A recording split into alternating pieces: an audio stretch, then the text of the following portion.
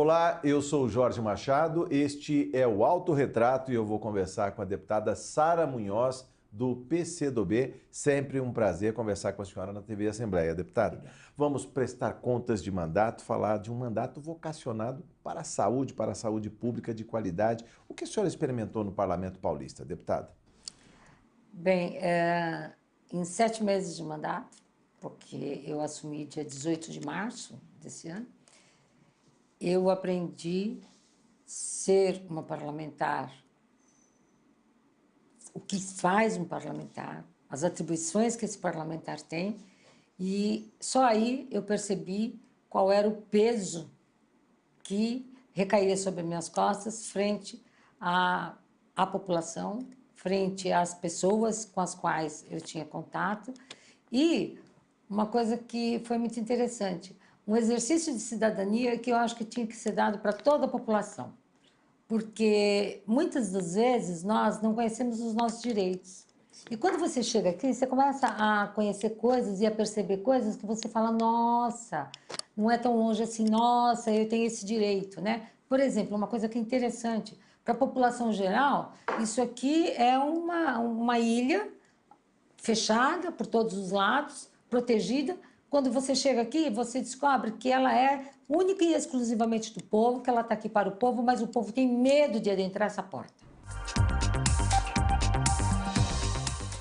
Mas as pessoas têm noção do time do poder legislativo, quando o legislador, quando um deputado tem que mirar uma lei, uma legislação para daqui a 5, 10, 15 anos, e o executivo, que tem ali o imediatismo, tem a caneta, o diário oficial e precisa responder prontamente aos anseios da sociedade. As pessoas têm noção da diferença? Elas não têm noção da diferença e quem tem o poder da caneta tem exatamente a noção do poder que tem. Então, por exemplo, dentro deste meu mandato, eu trabalhei desesperadamente para fazer um projeto que é simplesmente uma coisa tranquila, mas que faz muita diferença da população, que era manter as metas de segurança do paciente obrigatoriamente em todos os hospitais. Porque hoje as metas internacionais, que é o indivíduo ser identificado, ele ter direito de saber que medicação ele vai tomar, o que é o medicamento que está entrando na veia dele, né? Ele ter direito a poder receber uma visita dentro do hospital, ser chamado pelo nome, não o paciente do leito tal, mas o senhor José da Silva, né? Ele ter direito a que as pessoas expliquem para ele de forma compreensível o que ele tem. Clara e objetiva. Claro e objetivamente, o senhor tem um câncer. O que é um câncer? Olha, a sua célula está funcionando mal, ela está funcionando errada, e a célula ruim está matando a célula boa. Isso é um câncer. Chega no Palácio do Governo, o governador teve a coragem, ele que é médico, de vetar esse projeto. Então, você fala do poder legislativo e você está aqui para olhar os anseios e necessidades da população. E quando você vê isso, transforma isso em lei e transforma o que a população precisa na linguagem em que o governo entende. Ele entendeu muito bem o que tinha que ser feito e ele veta. Eu estou dizendo, no mínimo, ao povo que ele é hipócrita. Deputada, a quem interessa, digamos, deixar o parlamento em segundo plano? Por que dessa supremacia do executivo? Ou seja, o poder executivo tem uma bancada governista para manter a governabilidade, tem direito a colocar um plano plurianual para 4 anos, uma lei de diretrizes orçamentárias no primeiro semestre, um orçamento no segundo semestre, chega aqui pronto da Secretaria de Planejamento, da Secretaria de Fazenda. Quer dizer, como fica o papel do legislador para interferir nas políticas públicas? Sinceramente, eu não consegui aprender, eu não consegui saber. Em 7 meses eu não descobri. Eu só sei dizer que tem quem manda e quem obedece. A senhora trouxe muitas propostas, muitos projetos de lei na área de saúde pública. Eu queria que a senhora falasse um pouco do seu mandato e esse trabalho para a melhoria da saúde. Alguns temas específicos, deputada. Bom, primeira coisa que nós trabalhamos aqui dentro desse mandato, a questão da inclusão social, né? Então, por exemplo, a população ela não percebe mas os hospitais que têm portadores de paralisia cerebral, por exemplo, são lugares onde nós não temos hospitais, nós temos alojamentos que recebem baixa subvenção, que têm alto consumo, são de alto custo, e que as famílias abandonam os pacientes. O governo não repassa valores suficientes. E essas pessoas, a cada dia, são piores. E, socialmente, elas são colocadas à margem porque elas não podem decidir por elas. Agora, então, são pessoas que estão lá paradas, abandonadas, e que aqui nós fizemos algumas coisas que são interessantes. A primeira delas, mobilizamos principalmente uma das unidades, que é o Hospital Cruz Verde, que representa muito bem essa situação e que tem um trabalho valoroso, inclusive de voluntariado, para cuidar desses pacientes. Nós trouxemos aqui, fizemos uma mobilização, houve, pelo menos de discurso, uma sensibilização dos parlamentares para juntos podermos providenciar emendas para lá. A segunda coisa que nós fizemos foi criar, mais um projeto nosso, a semana para discutir a paralisia cerebral, para incluir esse indivíduo como um indivíduo que possa andar, que tenha acessibilidade, que possa sair do hospital, que a família não abandone, que ele tenha recursos e que ele seja colocado à vista da população, para que a população saiba que a maioria das vezes este problema aconteceu no momento do parto. A outra situação são políticas inclusivas, do tipo a síndrome de Down, a síndrome de Turner e outras síndromes que são colocadas ou então estão à vista, não são diagnosticadas e essas pessoas são colocadas como pessoas com nível de inteligência menor, quando, na verdade, elas não têm inteligência menor. Elas têm uma inteligência limítrofe e que, se não desenvolvida, não dará a essa população melhores condições de vida. Então, nós também lutamos sobre isso. Né? Deputada, a senhora, digamos, é pessimista com relação à questão da saúde e os recursos? Temos que lembrar que esta casa vota o orçamento do Estado, que para 2015 está na casa dos 204 bilhões. Pelo menos 30% verba carimbada para a educação, outros 15% para a saúde. Mas parece que a saúde precisa de muito mais. A senhora ouviu atentamente a explanação do secretário de Saúde, Davi Wippe, à Comissão de Saúde, Comissão Permanente de Saúde nesta casa, e ele falou da situação lastimável. Ele chegou até a citar textualmente: a municipalização foi um desastre para a saúde, ou seja, transferir para o município o ônus do que é do Estado, do que é do governo federal, implicou em responsabilidades para os prefeitos e não melhoria da saúde. Como é que a senhora vê essa situação? Então, era para municipalizar a saúde e não a doença. Então, era responsabilidade da prefeitura, é responsabilidade da prefeitura manter o sistema de saúde. E para manter o sistema de saúde, nós estamos falando de prevenção e promoção. Porém, quando foi feita essa rehierarquização, foi passado junto com as questões de saúde todas as doenças. E o alto custo foi repassado em termos de pacientes, em termos do problema social, em termos da judicialização, o juiz determina e tem que ser cumprido pelo prefeito. E não foi repassado junto com isso, até pela própria Secretaria do Estado, recursos para que isso fosse atendido. Então, realmente, eu acho que o doutor Davi Wippe, quando fez essa sentença e falou a respeito desse assunto, ele falou como uma pessoa lúcida, uma pessoa que conhece a saúde e que sabe de todos os pormenores. Ele é uma pessoa que vive a saúde desse Estado. E ele foi formado nesse Estado, então ele sabe desses problemas. E ele sabe também disso, tanto que ele luta. Mas, assim, de repente, às vezes, as nossas lutas são inglórias.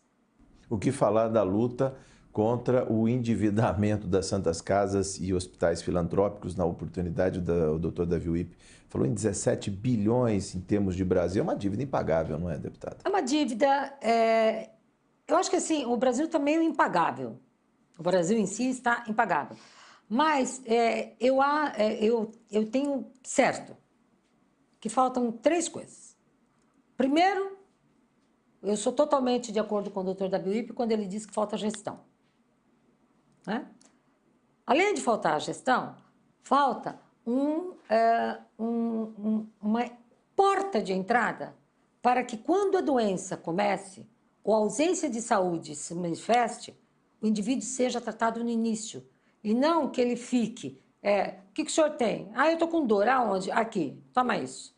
Volta amanhã, o que o senhor tem? Essa dor dele vai indo, até que, de repente, um belo dia, ele chega tão grave, mas tão grave, que ele precisa ir para uma mesa cirúrgica e lá você descobre que ele tem um tumor, e aí, coisa que podia ter sido feita lá embaixo, como uma cirurgia de baixa complexidade, retirado aquela célulazinha que não estava boa, aquela coisa ruim, se transforma num câncer, que retira o câncer, faz um consumo absurdo de materiais, medicamentos e procedimentos de altíssimo custo, dá uma péssima qualidade de vida para o indivíduo, dá uma péssima qualidade de vida para a família, empobrece a família, empobrece a população e não enobrece o retorno, porque muito provavelmente esse indivíduo só vai ser, essa pessoa hoje doente, só vai ser tratada para ter uma condição de morte um pouco menos indigna.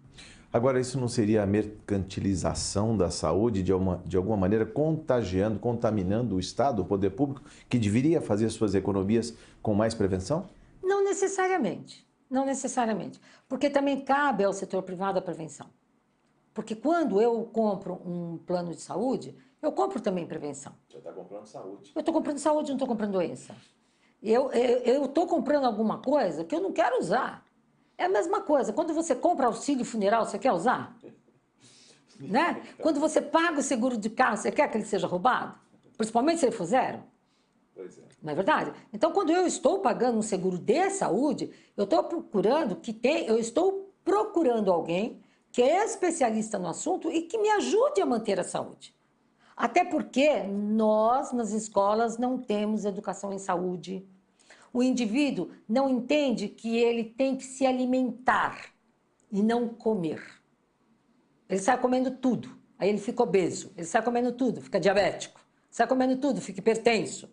Sai comendo todas as gorduras possíveis, fica com alto teor de gordura no sangue. Aí vai, faz obstrução das veias e artérias, vai obstrução no coração, vai obstrução cerebral e por aí vai.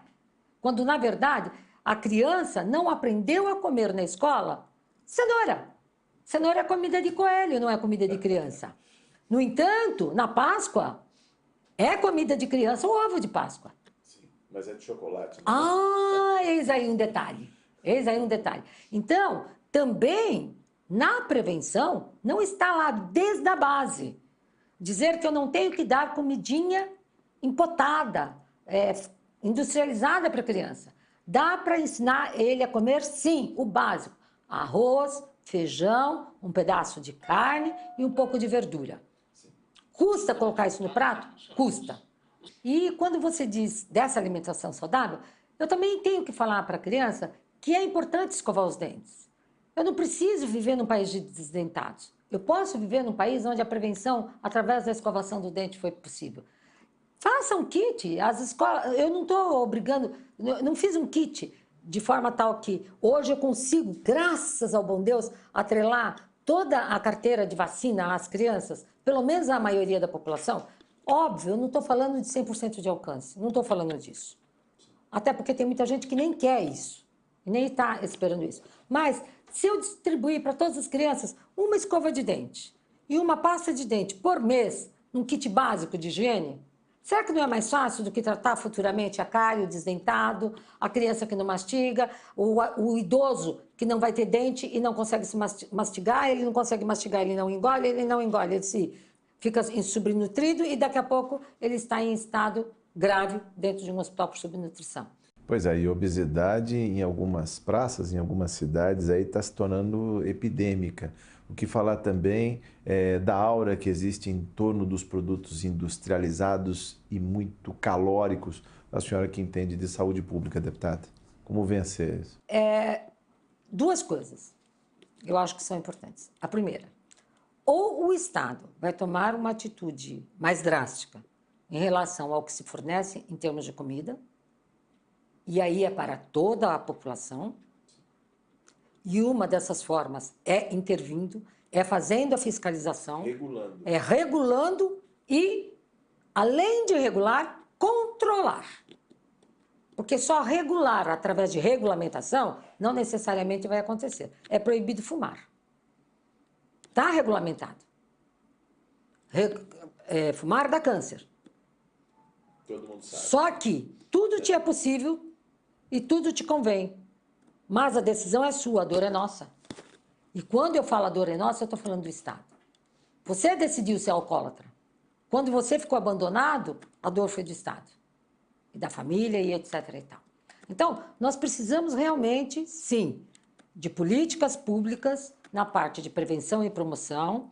Precisamos fazer diagnósticos precoces, tratar a população precocemente, porque senão será uma situação onde você diz: os recursos são finitos, o dinheiro acaba e a multiplicação da doença ela vai ocorrer a uma velocidade tal que ela vai se erradicar enquanto doença na medida que erradica a população. Deputada, numa sociedade doente e também desdentada, como disse a deputada, e desnutrida, o seu mandato também estende uma outra vertente, que são os cuidados paliativos, um tema que a senhora trouxe para esta Casa de Leis, não só para a tribuna, mas também para os programas da TV Assembleia. O que falar deste tema, cuidados paliativos? Então, nós entramos agora numa situação da população onde está nascendo menos crianças, com todas essas situações que nós já falamos que são ruins, mas ainda hoje nós já conseguimos, através de projetos de inclusão, que as pessoas, projetos de inclusão social do nível federal e do nível governamental e dos municípios, que a pessoa pelo menos tenha acesso a um pouco mais de alimento, e nós estamos dando condição de uma sobrevida maior. Sim. Estamos e agora, vivendo mais, nós né? estamos nascendo menos, vivendo mais, e a qualidade dessa vida é que começa a ser questionada.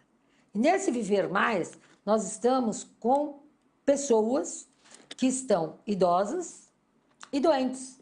Porque elas são da época que não há prevenção, não há intervenção para cura, e quando ela chega no hospital, ela chega idosa, doente e sem recursos para melhora e para reinserção, porque ela já é uma pessoa que está idosa e por si só a população brasileira ainda não aprendeu a trabalhar com o idoso.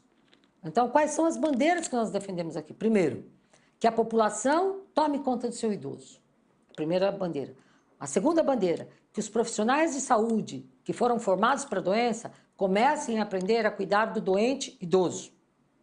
E que o Estado olhe para as pessoas que são portadoras de doenças crônicas, que têm pouca possibilidade de cura e que estão ocupando leitos de alta complexidade nos hospitais, que sejam remanejados para serviços competentes para dar para essa pessoa condições de uma sobrevivência digna, com apoio da família, e a família se responsabilizando com suporte para a família, porque hoje você faz uma bolsa presidiária, mas não faz uma bolsa de cuidador familiar. Sim. Então, eu tenho que estar desempregada, ficar desempregada para cuidar do meu idoso.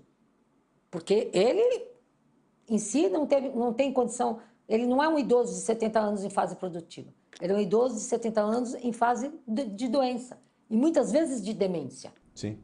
Às vezes acamado, precisando de cuidados intensivos, 24 horas. No entanto, eu pago para o presidiário, para ele ficar preso, para a família dele poder viver fora e para ele poder... Dentro do sistema. Se recuperar, eu nem quero entrar nessa situação, porque aí eu vou ficar mais brava do que eu já estou. Mas ele fica lá dentro porque ele já lesou tanto a sociedade que eu não quero que ele solte. Então, ele já lesou a sociedade, já ocasionou problemas tremendos lá, que são sociais, ocasiona problemas tremendos porque ele está preso e ele é um preso inativo, e ainda ele ocasiona problemas na família. E para esse decurso penitenciário, eu tenho uma regra para cuidar. E no paliativo, que foi o indivíduo que trabalhou, que contribuiu, que ajudou, que está lá quando ele precisa, o Estado lhe nega assistência. Aliás, deputada, a notícia que se tem é que estão fechando maternidades, os hospitais estão deixando de lado as maternidades. Mas a gente está formando na mesma proporção alas para idosos, estamos formando mais geriatras, gerontólogos, é assim que se fala, sobre essa necessidade que já existe hoje e que vai existir sobremaneira no futuro? Esse é mais um grupo de projetos de leis que eu coloquei principalmente para todas as profissões da área de saúde. Ter dentro da sua carga horária, obrigatoriamente, na formação, orientação para o cuidado com o idoso. Inclusive, eu digo, do hospital paliativo para o doente crônico.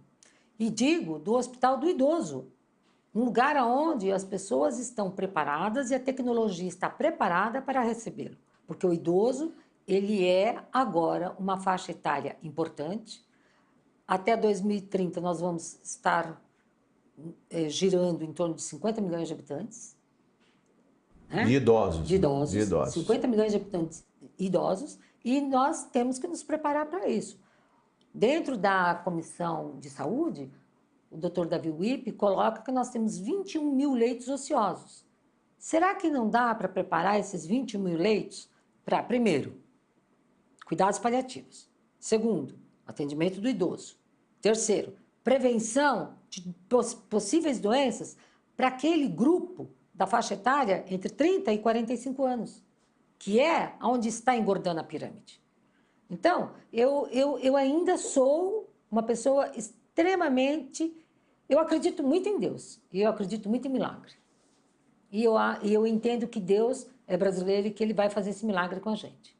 E qual é esse milagre? Que a população comece a entender que ela também é responsável pela sua saúde, que ela precisa correr mais atrás dos seus direitos e que ela precisa escolher melhor os seus representantes. Não é fazendo gracinha, não é tirando um sarrinho aqui, uma brincadeirinha de mau gosto ali e elegendo pessoas que sequer sabem defender aquela pessoa na qual você votou. Então, hoje, por exemplo, eu entendo que muitas das coisas que não foram feitas e que não são feitas porque a própria população votou mal. Deputada, a senhora é professora de enfermagem de formação e trouxe para essa casa também mais visibilidade para essa categoria que está ali na linha de frente da saúde. O que falar sobre esse tema? E a resposta de seus pares aqui à questão dos profissionais de enfermagem. Olha, o profissional de enfermagem em si, ele é hoje um profissional que está tendo uma deteriorização muito grande da sua categoria. Ele tem pouca representatividade política. E ele não sabe que representação política faz parte do contexto social dessa profissão. Então, ele não enxerga que ele precisa ter alguém representando a sua categoria aqui dentro. Ele fala em 30 horas, mas ele para trabalhar em condições de segurança. Mas ele vota em pessoas que o enxergam como se fosse da obra civil, como se fosse qualquer outra pessoa, e não pessoas que estão aqui para defendê-lo. Eu tentei buscar o possível e o impossível dentro desse curto mandato que me foi dado. E percebo que hoje, ou a enfermagem se politiza e se coloca, e para as próximas eleições, tem aqui alguém que defenda a própria categoria, ou essa categoria está fadada a ser a sombra de qualquer outra categoria que seja preponderante. Deputada, já pensando também nas considerações finais, qual é a visão que a senhora tem de futuro, as perspectivas em termos de política, da política que modifica e melhora a vida das pessoas? Nos últimos anos, nós tivemos progressos importantes de inclusão social, que o povo conseguiu acessar uma série de coisas, mas que esse próprio povo foi tolhido de uma série de informações e hoje você se reveste de ouro e morre de sede.